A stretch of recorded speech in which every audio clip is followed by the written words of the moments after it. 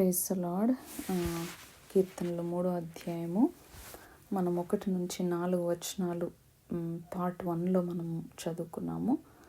మనము పార్ట్ 2లో ఇప్పుడు 5 నుంచి మరి మనము రెస్ట్ ఆఫ్ ద వర్సెస్ 8 వరకు మనం చదువుకుందాం.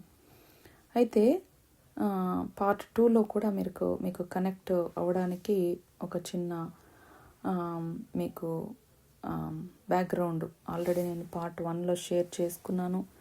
అబ్షాలోము ఎందుకు తన తండ్రి అయిన దావీదు పైన తిరుగుబాటు చేస్తున్నాడు, ఎందుకు ఆయన వెంట చంపాలని పడుతున్నాడు అనేది నేను పార్ట్ 1లో షేర్ చేసుకున్నాను. సో మరి దావీదు పెద్ద కుమారుడైన అమ్నోను మరి ఈ అబ్షాలోము వాళ్ళ అక్క తామారు అంటే వారిద్దరు కూడా అమ్నోను అబ్షాలోము మరి ఒక తండ్రి ఒక్కడే కానీ దావీదు ఒక్కడే కానీ తల్లులు వేరే అన్నమాట. అయితే మరి అమ్నోను మరి తల్లులు వేరైనప్పటికీ తామారికి మరి బ్రదర్ అయినప్పటికీ కూడా అమ్నోను ఎంతో కామం అనే మోహము దురాలోచనతో మరి వారి అక్కని వారి సిస్టర్ని తామార్ని మరి ఎంతగానో అత్యాచారం చేయడం జరుగుతుంది.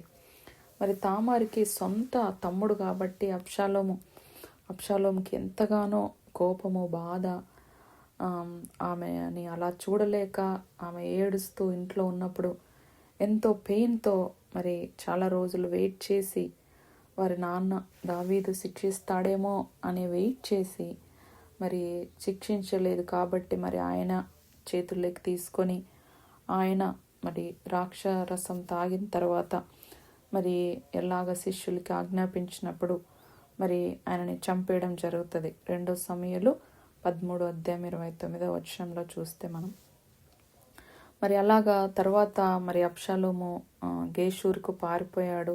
వారి తల్లి ప్రదేశానికి మరి భయపడి పారిపోయాడని మనము చూస్తాము 2 సమూయేలు 13:38 వచనంలో. మరి తన తల్లి మయాక, ఆమె పేరు మయాక స్వదేశానికి అక్కడ 3 సంవత్సరాలు ఉంటాడనమాట. మరి తర్వాత యెరూషలేంకి తిరిగి వస్తాడు. యోవాబు సహాయంతో దావీదు అబ్షాలోముని తిరిగి రమ్మని అనుమతిస్తాడనమాట. మరి వచ్చినప్పటికీ కూడా దావీదు అతన్ని 2 సంవత్సరాలు అబ్షాలోముని కలవలేదు. అంటే ఎంతో రమ్మనగా డిస్రెస్పెక్ట్గా మరి అనిపించింది అబ్షాలోంకి. నేను వచ్చినాను యెరూషలేంకి, ఆయనదే మిస్టేక్ అయ్యింది కూడా, నేను ఏం తప్పు చేశాను, మా అక్కని ఇలా చేసినందుకే కదా నేను ఇలాగ చేశాను, మరి ఆయనే తీసుకోవాలి యాక్చువల్గా, దీన్ని ఎంతో సీరియస్గా తీసుకోపోగా నేను ఇక్కడ వచ్చాను, అయినప్పటికీ కూడా నన్ను కలవడానికి రాలేదని మరి ఆ కోపం కూడా ఆ బాధ కూడా మరి అబ్షాలోం పెట్టుకున్నాడు. మరి ఎక్కడ ఉంటుందంటే మనకి 2 సమూయేలు 14:28లో ఉంటుంది. అబ్షాలోము యెరూషలేములో 2 సంవత్సరాలు నివసించాడు, రాజు ముఖము చూడకుండా అని. సో అలాగా మరి దావీదుపై తిరుగుబాటు చేయడం స్టార్ట్ చేశాడనమాట. సో ఇవన్నీ కోపాలు, రికన్సిలేషన్ లేదు, మధ్యలో మళ్ళీ కలవడం లేదు, ఎక్కడ కూడా మరి ఇలా లేకపోవడం వల్ల మరి ఈ కోపం ఇంకా ఇంకా పెరిగిపోతూ మరి అబ్షాలోము తనని వెంట పడడం జరుగుతుందన్నమాట. సో అలాగా మనము కాంటెక్స్ట్ చెప్పుకున్నాం. అయితే ఇప్పుడు మనము దీంట్లోకి వెళ్దామన్నమాట. 5వ వచనంలో యెహోవా నాకు ఆధారము అంటే ఆ సమయంలో అబ్షాలోము నుంచి పారిపోతున్నాడు అనేది మనకి ఈ చాప్టర్లోనే పైన హెడ్డింగ్లోనే ఉంటుందన్నమాట. బైబిల్ గ్రంథంలో మనకి చూస్తే పైన మనకి అబ్షాలోము నుంచి పారిపోయేటప్పుడు దావీదు మరి ఈ మాటలు దేవుడితో చెప్పుకున్నట్లుగా మనకి పరిశుద్ధాత్మ దేవుడు రాయించాడు. సో ఎందుకు పారిపోతున్నాడు అనేది నేను కాంటెక్స్టింగ్గా క్లియర్గా ఫస్ట్ పార్ట్ 1లో మీకు చెప్పాను. సో జస్ట్ ఇప్పుడు కూడా నీకు బ్రీఫ్గా కనెక్ట్ చేసి 5వ వచనంలోకి వెళ్తున్నాను. సో 5వ వచనంలో యెహోవా నాకు ఆధారము కావున నేను పండుకొని నిద్రపోయి మేలుకొందును. సో ఎన్నో రోజుల నుంచి ఆయనకి నిద్ర లేక శత్రువులు తరుముతూ ఉన్నారు, పారిపోతున్నాడు, దాక్కుంటున్నాడు. మరి ఎప్పుడు ఏ సైన్యం వచ్చి ఎప్పుడు ఎవరు వచ్చి ఆయనని చంపివేస్తారో అనే ఒక భయముతో పడుకుంటున్నాడు అనమాట. నిద్ర సరిగ్గా లేదు, స్లీప్లెస్ నైట్స్, ఫియర్తో. అప్పుడు ఆయన చెప్పుకుంటున్నాడు. ఎందుకంటే పైనవన్నీ మనం చెప్పుకుంటే సో పైన అన్ని గిన మనం చెప్పుకుంటే వర్సెస్ మనం చదువుకుంటే గిన మీరు ఫస్ట్ పార్ట్ 1 చూస్తే, సో ఆయన ఎన్నో మాటలు, నీవే నా కేడేమో, నీవే నాకు అతిశయస్పాదముగా ఉన్నావు, నీవే నా తల ఎత్తువాడుగా ఉన్నావు, నేను మొర్ర పెట్టినప్పుడు నువ్వు నాకు ఉత్తరం ఇస్తావు, నాకు సహాయం చేస్తావు. సో ఆయన విశ్వాసం అంతా కూడా మరి దేవుడి పైన ఉంది కాబట్టి, ఆయన మనస్సుని, ఆయన హృదయాన్ని, ఆయన అన్నిటినీ కూడా మరి దేవుని పైన పెట్టుకుంటున్నాడు కాబట్టి, మరి ఇక్కడ 5వ వచనంలో ఆయన చెప్తున్నాడు, నువ్వు నాకు ఆధారం కాబట్టి, నువ్వు నాకు సహాయం చేస్తావు కాబట్టి, నువ్వు నాకు కెడేం కాబట్టి, ఇప్పుడు నాకు నువ్వు ఆధారం అని, మళ్ళీ కూడా ఇక్కడ 5వ వచనం, నువ్వు నాకు ఆధారం కాబట్టి నేను పండుకొని నిద్రపోయి మేల్కొందును అని తన మైండ్కి, తన సోల్కి చెప్పుకుంటున్నాడు అనమాట. అలాగే దేవుడికి చెప్తున్నాడు, తనకు ధైర్యం చెప్పుకుంటున్నాడు. నువ్వు ఆధారం కాబట్టి నేను పడుకుంటా ప్రభువా, పడుకుంటాను దేవా, నేను ఇన్ని రోజులు పడుకోకుండా, నేను ఎన్నో రాత్రులు ఇలా పడుకోకుండా ఉన్నా, ఇప్పుడైతే నీవే నాకు ఆధారం, ఇంకా నేను అలసిపోయాను, నా వల్ల కాదు, నీపైన నేను ఆధారపడుతున్నాను అని చెప్తున్నాడు అనమాట. ఇంగ్లీష్లో I lie down and sleep, I wake again because the Lord sustains me అని ఉంటుంది. సో ఈ డేంజర్లో కూడా ఆయన మరి డేవిడ్, నేను పడుకుంటాను, స్లీప్, పీస్గా పడుకుంటాను అని, సూపర్ న్యాచురల్ రెస్ట్ ఉంది నాకు, ఎందుకంటే నువ్వు అని తనకి ధైర్యం చెప్పుకుంటూ ఆయన దేవుడికి చెప్పుకుంటున్నాడు అనమాట. సో ఎప్పుడు కూడా మనకి ఏంటంటే peace is a gift from trusting God అనమాట. దేవుని యందు మనము విశ్వాసం ఉంచినప్పుడు ఆ సమాధానం, ఎందుకంటే సమాధానం మనకి peace the peace surpasses all understanding అని ఉంటుంది ఇంగ్లీష్లో. ఆ పీస్ మనల్ని ఏం చేస్తుందంటే మన హృదయాలకి, మన మైండ్కి, మన ఫియర్కి, అన్నిటికీ మనకి అదొక సంచకరువుగా, అంటే అది మనల్ని ప్రొటెక్ట్ చేస్తుందంట. ఆ సమాధానమే మన పైన ఉండడం బట్టి ఆ ఫియర్తో వచ్చే ఆలోచనలన్నిటినీ మన కాళ్ళ కింద పెట్టుకుంటాం అన్నమాట. సో అలాగా చూస్తే గిన మనకి ఈ పీస్ అనేది మరి గిఫ్ట్ దేవుడి దగ్గర నుంచి. ఎట్లా అంటే దేవుడిని నమ్మిన అప్పుడు మనకి సమాధానము ఖచ్చితంగా వస్తుందంట. ఏదో మనము మరి సర్కమ్స్టాన్సెస్ మరి దీనిలో నుంచి రాదు, కానీ దేవుని సమాధానం, లోకం ఇచ్చే సమాధానం కాదు, కానీ దేవుడిచ్చే సమాధానం నుంచి వస్తుంది. సో ఇక్కడ మనకి అదే మనము కీర్తన 4వ అధ్యాయంలో కూడా ఉంటుంది అనమాట. In peace I will lie down అంటాడు. కంటిన్యూగా దావీదు 4వ అధ్యాయంలో కూడా ఒకసారి మళ్ళీ ఈ మాట అంటాడు అనమాట. యెహోవా నెమ్మదితో పండుకొని నిద్రపోదును, నేను ఒంటరిగా ఉండినను నీవే నన్ను సురక్షితంగా నివసింపచేతు అని మరి 4వ అధ్యాయంలో కూడా మరి ఇక్కడ చెప్పుకుంటున్నట్లుగా మనం చూస్తాం 8వ వచనంలో. అయితే ఇప్పుడు మరి 6వ వచనం, 10,000 మంది దండెత్తి నా మీదికి వచ్చి మోహరించినను నేను భయపడను చెప్తున్నాడు అనమాట. వస్తారు అని అనుకుంటున్నాడు అంతవరకు. మరి వచ్చినప్పటికీ కూడా ఐ విల్ నాట్ ఫియర్ దో 10,000 వచ్చినప్పటికీ కూడా నేను భయపడను అంటున్నాడు అనమాట. సో ఎందుకంటే ఆయన మరి ఫెయిత్ గ్రో అవుతుంది, ఎందుకంటే దేవుని పైన ఆధారపడుతున్నాడు, దేవునితో సమయం గడుపుతున్నాడు, దేవునితో స్పెండ్ చేస్తున్నాడు, దేవుని మాటలు జ్ఞాపకం చేసుకుంటున్నాడు, దేవుడి నమ్మకత్వాన్ని జ్ఞాపకం చేసుకుంటున్నాడు, దేవుడు ఏమై ఉన్నాడో, ఆయన ఇంతకుముందు ఏం చేశాడో, మరి ఆయనకు ఆ కింగ్షిప్ ఎలా వచ్చింది, ఎక్కడి నుంచి వచ్చాడు, మరి గొర్రెల కాపరి, మరి ఇవన్నీ కూడా జ్ఞాపకం చేసుకుంటూ దేవుడి గొప్పతనాన్ని, దేవుడి ప్రేమని ఆయన బలపరుచుకుంటూ ఆ మాటలు దేవుని సన్నిధిలో చెప్తున్నాడు అనమాట. Numbers don't scare but David anymore because God is with you. నాతో దేవుడు ఉన్నాడు అనేది ఆయనకి ధైర్యం అనమాట. ఎందుకంటే కాన్ఫిడెన్స్ ఎప్పుడు కూడా మనకి so confidence in God, not confidence మన బలం మీద, మన శక్తి మీద, మనకి ఎంతమంది ఉన్నారు సైన్యం, మన దగ్గర ఎన్ని వెపన్స్ ఉన్నాయి, దానిపైన మన కాన్ఫిడెన్స్ పెట్టుకుంటే మాత్రం మనం ఫెయిల్ అవుతాము, మనకు ఫియర్ ఉంటుంది. కానీ ఎప్పుడైతే మనం కాన్ఫిడెన్స్ దేవుడి పైన పెడతామో అది ఫియర్ అనేది పారిపోతుంది అనమాట. సో ఎప్పుడు కూడా confidence in God replaces fear. So మనము 7వ వచనం చూసుకుందాం. యెహోవా లెమ్ము, నా దేవా నన్ను రక్షింపుము, నా శత్రువులందరినీ దవడ ఎముక మీద కొట్టువాడవు నీవే, దుష్టుల పళ్ళు విరగొట్టువాడవు నీవే అంటున్నాడు అనమాట. Arise lord, deliver me my God అంటున్నాడు. సో డేవిడ్ బోల్డ్గా దేవుణ్ణి అడుగుతున్నాడు అనమాట. మరి దేవా నువ్వు ఇంకా చెయ్యి, యాక్ట్ చెయ్యి ప్రభు, యాక్షన్లోకి రా, యాక్షన్ తీసుకో అంటున్నాడు. అంటే ఇదేదో ప్యానిక్ కాదు. సో ఏమిటంటే సో చాలా నమ్మకంతో ఆయన మాటలు చెప్తున్నాడు అనమాట. ఇట్స్ లైక్ ఎలా చెప్పచ్చు అంటే it's like a faith filled prayer అనమాట. ఆయన విశ్వాసముతో డిక్లరేషన్ కూడా చేస్తున్నాడు అనమాట. లే, రక్షింపము, నువ్వే ఇంకా చేసేది, నువ్వు మాత్రమే చేసేదని. సో అలాగా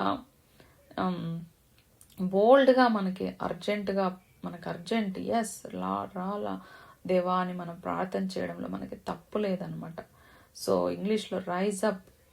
సో మరి ఒక చోట క్రాస్ రెఫరెన్స్ నెంబర్స్ 10th చాప్టర్లో 35 వర్సెస్లో ఉంటుంది. 35 verse, rise up O Lord, may your enemies be scattered అని ఉంటుంది అనమాట. సో ఏంటంటే ఆ మందసము సాగినప్పుడు మోషే, యెహోవా లెమ్ము, నీ శత్రువులు చెదిరిపోదురుగాక, నిన్ను ద్వేషించువారు నీ ఎదుటి నుండి పారిపోదురుగాక అని. సో అలాగా దేవుడు ఇక్కడ మనకి ఎన్ని వర్సెస్ని చూపిస్తున్నాడు. సో ఇక్కడ 8వ వచనం లాస్ట్ వచనం చూస్తే, రక్షణ యెహోవాది, నీ ప్రజల మీదికి నీ ఆశీర్వాదం వచ్చునుగాక అంటున్నాడు. So from the Lord comes deliverance, not from any one, only from the Lord అని చెప్తున్నాడంట. May your blessing be on your people అంటున్నాడు. డేవిడ్ ఎలాగ ఎండ్ చేస్తున్నాడంటే దీన్ని ఎంత కాన్ఫిడెన్స్తో ఎండ్ చేస్తున్నాడో చూడండి. నీ ద్వారా తప్ప ఎవరికి కూడా రక్షణ రాదు. Salvation belongs to God alone అంటున్నాడు. So not a armies plans ఉంటాయి కదా, వారి ప్లాన్స్ కావచ్చు, అవి కాదు కానీ, వాళ్ళ పీపుల్ ప్లాన్స్ కాదు కానీ, మరి only salvation belongs to God alone అంటున్నాడు. మరి ఇంక తెలుగులో మరి ఏమంటున్నాడంటే తెలుగులో, యెహోవాది, నీ ప్రజల మీదికి నీ ఆశీర్వాదం, రక్షణ యెహోవాది అంటున్నాడు. రక్షణ యెహోవాది అంటే salvation belongs to God alone. So only దేవుడు మాత్రమే రక్షణ అంటే రక్షించగలడు ఆ ప్రమాదంలో నుంచి అని మరి చెప్తున్నాడు అనమాట. విక్టరీ ఈజ్ గాడ్స్ వర్క్ అంటున్నాడు. His blessing extends to his people అని చెప్తున్నాడు అనమాట. సో మరి ఇక్కడ జోనాలో చూస్తే కన్నా యోనా 2వ అధ్యాయం 9వ వచనంలో యోనా ఇట్లా ప్రార్థన చేస్తాడు చేప కడుపులో నుంచి, కృతజ్ఞతాస్తుతులు చెల్లించి నేను నీకు బలులు అర్పింతును, నేను మ్రొక్కిన మొక్కుబలను చెల్లింపక మానను, యెహోవా యొద్దనే రక్షణ దొరుకునని ప్రార్థిస్తున్నాడు. సో మరి ఎట్లయితే యోనా తార్సీస్ పట్టణానికి పారిపోతున్నప్పుడు నినవేకి వెళ్ళమని, మరి ఆ టైంలో దేవుడు మనకందరికీ అది తెలుసు బ్యాక్గ్రౌండ్ అంతా. మరి ఎలాగా తను పడవలో నుంచి తోసివేయబడినప్పుడు మరి చేపకి దేవుడు ఆజ్ఞాపించినప్పుడు తను చేప మింగకోకుండా 3 రోజులు యోనా కడుపులో ఉన్నప్పుడు మరి ఇవి జ్ఞాపన చేస్తున్నాడు అనమాట. నన్ను రక్షించు, ఎద్దో నేను నీకు బలులు అర్పిస్తానని, కృతజ్ఞతాస్తుతులు చెల్లిస్తానని అంటున్నాడు అనమాట. సో ఇలాగా దేవుడు ఎంతో మరి ఈ అధ్యాయంలో మనకి ఎన్నో విషయాలు, దావీదు ఎట్లా ప్రార్థన చేస్తున్నాడు హానెస్ట్గా, మరి దేవునితో కమ్యూనికేట్ చేయడం అనేది దేవుడికి ఎంతో ఇష్టం అనమాట. అది బాధలైనా సంతోషమైనా ఏవైనప్పటికీ మరి. So you can sleep in peace during ట్రబుల్స్లో కూడా దావీదులాగా సమాధానంగా పడుకోవచ్చు. ఎప్పుడంటే ఆయనని మన ఆధారంగా చేసుకున్నప్పుడు అనమాట. దేవుడు ఆయన షీల్డ్, నీవే నా కెడేం అంటున్నాడు, నీవే నా అతిశయస్పాదం అంటున్నాడు, తల ఎత్తువాడుగా అంటున్నాడు. అందుకని God is our shield. And hour rest, and ఆయనే మనల్ని డెలివర్ చేసే దేవుడు అనమాట. అందుకనే దేవుడు దావీదు ఎట్లయితే ఆధారపడ్డాడో అలాగా మనము ఆధారపడినప్పుడు దావీదు ఇక్కడ నేర్చుకున్న లెసన్ మనం కూడా మన పిల్లల విషయంలో మనం ఎంతో జాగ్రత్తగా మరి పెంచే విషయంలో వారు తప్పు చేసినప్పుడు వారికి మరి ఎలాగ కాన్సిక్వెన్సెస్ అనేటివి వారికి నేర్పించాలా, పనిష్మెంట్ ఇవ్వాలా, ఇలాంటివి దేవుని సహాయంతో మరి గ్రేస్ అనేది వదిలిపెట్టేసేస్తే మరి ఎంతగానో అది ప్రమాదానికి మరి దారితీస్తుంది అన్నమాట. సో మరి అబ్షాలోము ఎట్లంటే తను జస్టిస్ కోరుతున్నాడు, న్యాయం కోరుతున్నాడు. మరి న్యాయం కోరుతూ అట్లని అబ్షాలోము చంపేసేది రైట్ అని నేను చెప్పలేదు, కానీ చంపివేయడానికి తన హృదయములో అలాగా ఆ కోపము పగ అంతా పెరగడానికి కారణం దావీదు నిర్లక్ష్యమే అని మనకి క్లియర్గా తెలుస్తుంది. దావీదు అప్పుడే తనని కలిసి మరి సరైన యాక్షన్ తీసుకుని ఉంటే, మరి అబ్షాలోంతో కూడా కలిసి మాట్లాడి తనతో రికన్సైల్ అయింటే, మరి యెరూషలేంకి వచ్చినప్పుడు మళ్ళీ తనతో కలిసి వెళ్ళి ఆయనతో సమాధాన పడింటే గినా మరి ఇదంతా కూడా దావీదికి మీదకి వచ్చేది కాదు అని మనకు తెలుస్తుంది. ఒక్కొక్కసారి మన గర్వము, మన ఈగో మనకి కాన్సిక్వెన్సెస్ని మనల్ని తీసుకెళ్తుంది అనమాట. ఎందుకంటే మనం చేసిన మిస్టేక్ వల్ల. సో రికన్సైల్ అవ్వటానికి మనం అస్సలు ఆలస్యం చేయకూడదు. ఎందుకంటే దేవుడు అంటాడు, నీ ప్రార్థన నువ్వు ఏదన్నా మనం ఇచ్చినప్పుడు చూస్తే కనుక మనకు ఒక వచనం ఉంది, ఫస్ట్ నువ్వు వెళ్ళి నీ బ్రదర్తో సమాధాన పడిరా, తర్వాత నువ్వు పుల్పిట్ ఎక్కు, తర్వాత నువ్వు నాతో మాట్లాడు అని అంటాడు దేవుడు. అలాగా మనం పడటానికి ఒక్క నిమిషం కూడా వెయిట్ చేయకూడదు అనమాట. సో దేవుని సన్నిధిలో మనం సహాయం కోరుకొని వాళ్ళని పరిగి చేయడానికి కష్టమైనప్పుడు దేవుడు సహాయం చేస్తే అది తప్పకోకుండా నీ సరెండర్, నీ విల్లింగ్నెస్, తర్వాత దేవుని సహాయం 3 కలిసినప్పుడు తప్పకుండా అది సాధ్యమవుతుంది. దాని తర్వాత ఫేస్ చేసి కాన్సిక్వెన్సెస్తో పోలిస్తే ఫర్గివ్ చేయడం అనేది విల్లింగ్నెస్, చాయిస్ నువ్వు తప్పకుండా సబ్మిట్ చేసుకున్నప్పుడు దేవుడు తప్పకుండా సహాయం చేస్తాడు. దేవుడి వాక్యాన్ని దీవించును గాక. అలాగే దేవుడు పరలోక ప్రార్థనలో కూడా మనకు అన్నాడు కదా, నేను నిన్ను క్షమించలాగన నువ్వు ఇతరులని క్షమించాలి. నన్ను ఎంతగా క్షమించాడు అనేది మనం జ్ఞాపకం చేసుకోవాలి. సో ఆ కృతజ్ఞతతో ఆ సహాయంతో దేవుడితో అడిగినప్పుడు దేవుడు సహాయం చేస్తాడు. దేవుడి వాక్యం దీవించును గాక. God bless you. పరిశుద్ధుడా, ప్రేమ కలిగిన తండ్రి, నైనా ఈ అధ్యాయం బట్టి నీకు స్తోత్రములు, దేవ మాటలను బట్టి నీకు స్తోత్రములు రాజా. ఎంతగా ప్రభా ఈ బిడ్డనైనా మరి నేను తండ్రి కేవలం బికాజ్ నా దేవుడు నాకు కెడేము కాబట్టి నేను నెమ్మదిగా పండుకొని నిద్రపోదును అని అంటున్నాడు ప్రభా. నాయన నేను తిరిగి లేస్తాను అంటున్నాడు, మేలుకొందును అంటున్నాడు. అలాగ ప్రభా నిన్ను మేము ఆధారం చేసుకోవడానికి సహాయం చేయండి. నీవే మా బలము, నీవే మా ఆధారం అని మేము ఎప్పుడు జ్ఞాపకం చేసుకోవడానికి సహాయం చేయండి ప్రభా. తండ్రి నైనా ప్రభా నువ్వు ఎన్నోసార్లు భయపడద్దు అంటున్నావు ప్రభా. నాయన మరి దావీదు లెమ్ము, నన్ను రక్షింపుము, రక్షణ యెహోవాదే అంటున్నాడు ప్రభా. నాయన the salvation belongs to lord alone అంటున్నాడు ప్రభా. నాయనా తండ్రి నీకు వందనాలు, స్తోత్రములు నాయన. అవును ప్రభా, రక్షణ నీ సొత్తు, రక్షణ నువ్వే చేస్తావు, రక్షించే దేవుడు నువ్వు మాత్రమే ప్రభా. నాయన రక్షణ యెహోవాది అని చెప్పడానికి ఏమాత్రము సంకోచించలేదు ప్రభా. దేవా తండ్రి నీకు స్తోత్రం చెల్లించుకుంటూ నేను ఈ వాక్యాన్ని దీవించమని వినేవారిని నన్ని ప్రభా ఈ వాక్యాలని నా హృదయంలో, మా హృదయాల్లో భద్రపరచుకొని దేవా ఆ విధంగా మేము ప్రవర్తించడానికి నువ్వేమైనావో, ఎంతగా నీతో సంభాషణ నువ్వు ఎంత ఇష్టపడుతున్నావు, మేము అలాగా నీ దగ్గరికి తీసుకురావడానికి నేను సహాయం చేయమని యేసుక్రీస్తు నామములో అడిగి వేడుకుంటున్నాం తండ్రి. ఆమేన్.